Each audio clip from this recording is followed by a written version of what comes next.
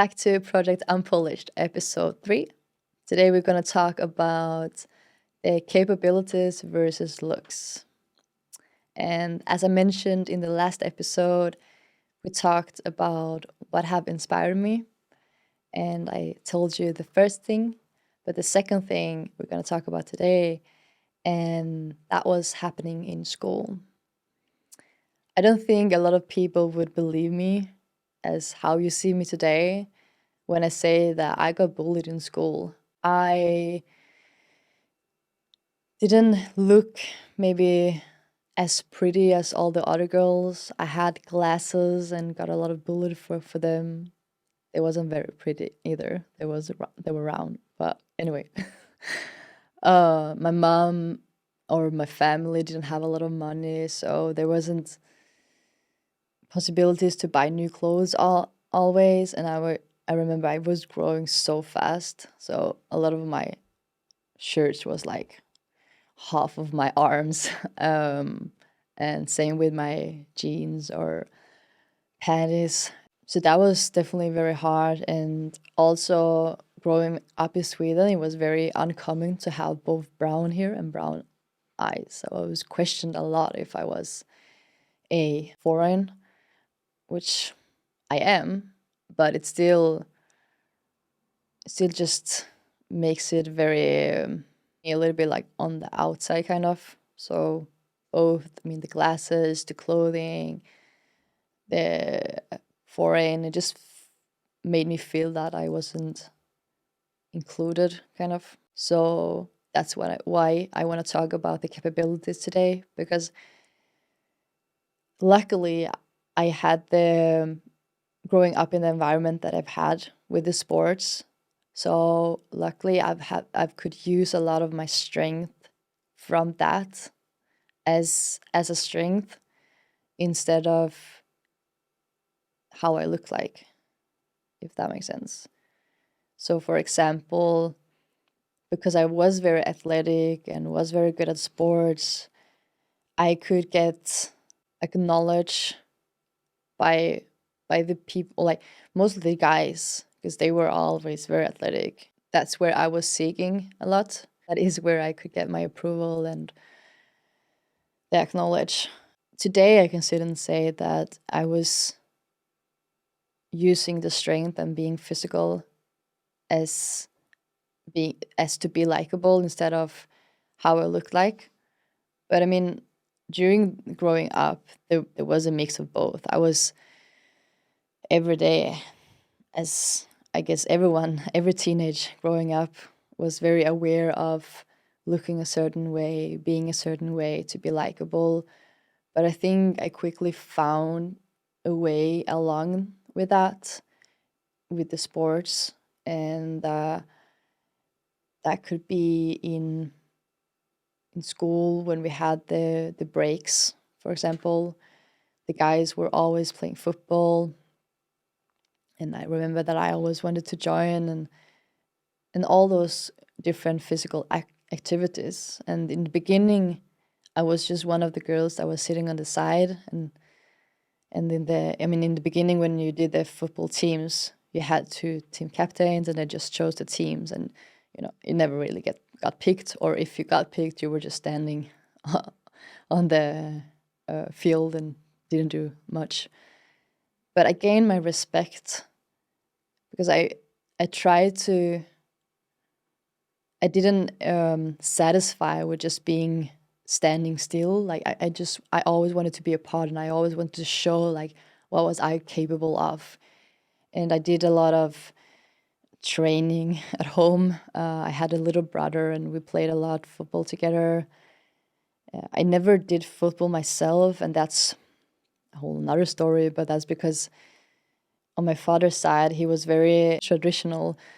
So he wanted me to, for example, do ballet and all those girly things, and that really wasn't me. But so I wasn't allowed to do football, but we did it in playtime, and I did it with my little brother, and so I became quite good, and I always been quite fast. So I gained a respect then by the guys when we played in the breaks, and became better and became the person who got picked for the team. And I got the ball passed to me more and more, and I think that just fired something up in me, that if I can be good at something and if I can show my athletism, then I will be likable. So that's how I use my strength. And for example, I remember we had a lot of athletism in school, and my specialty was the sprint. And that time when you were in that age, you had 60 meter. And I remember I told myself that I would just wanted to be the fastest. It didn't matter if it was faster than a guy or a girl. And I know today we talk a lot about that. Of course, there are genetics. Of course, guys are stronger or are faster. That's how they are built, and that's how we are built. But that doesn't mean that I can still fight to be faster and stronger than the majority of the guys. So yeah, I became the fastest sprinter in my class. I gained the respect, and that's just what was important for me, to feel likable. So I definitely think that I used sports or like being athletic or having muscles as who I was. And I mean, sometimes I maybe hid behind who I really was. I think I used a lot the sports and just the physics as a shield.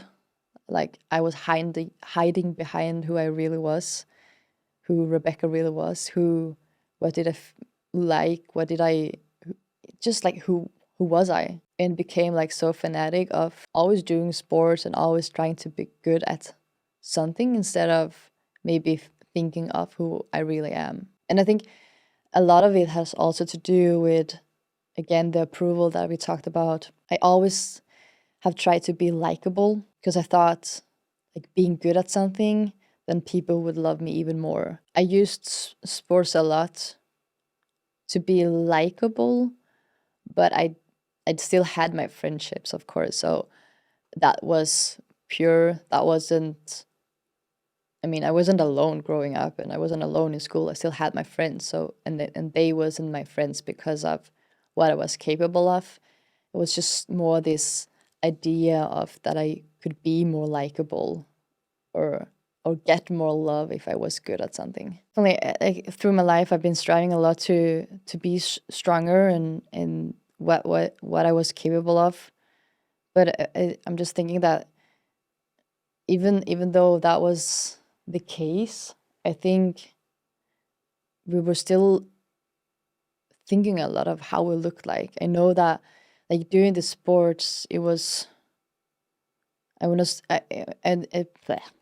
I mean, I played basketball, and I didn't play basketball to look a certain way, but I think it still mattered through my life because like I said in the previous episode, that me and my mom, we were comparing six packs and biceps.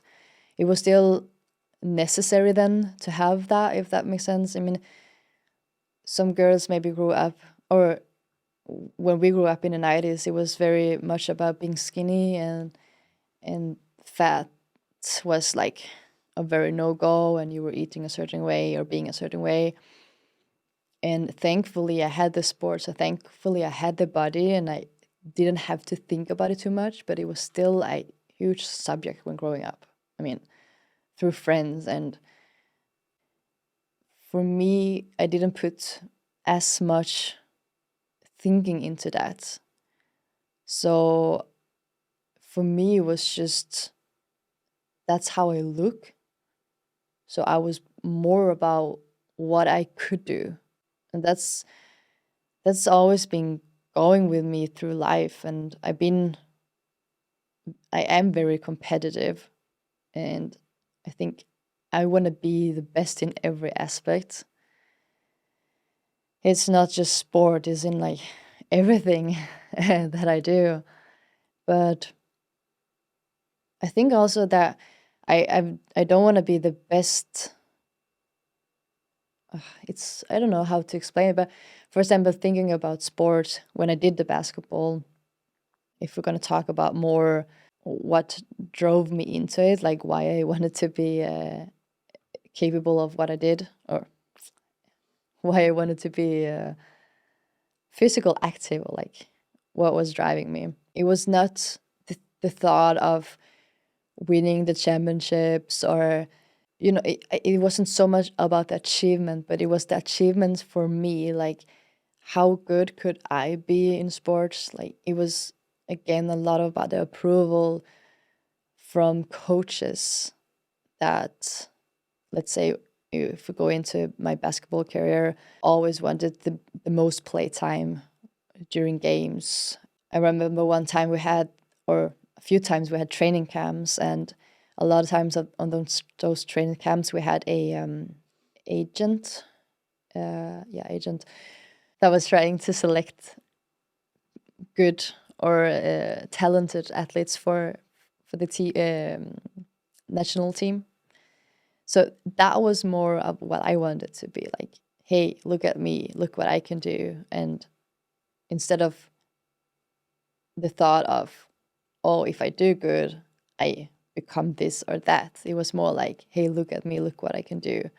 So it's always like seeking approval from others, or like if I am good at this, again, then I'm gonna be more likable and get more approval.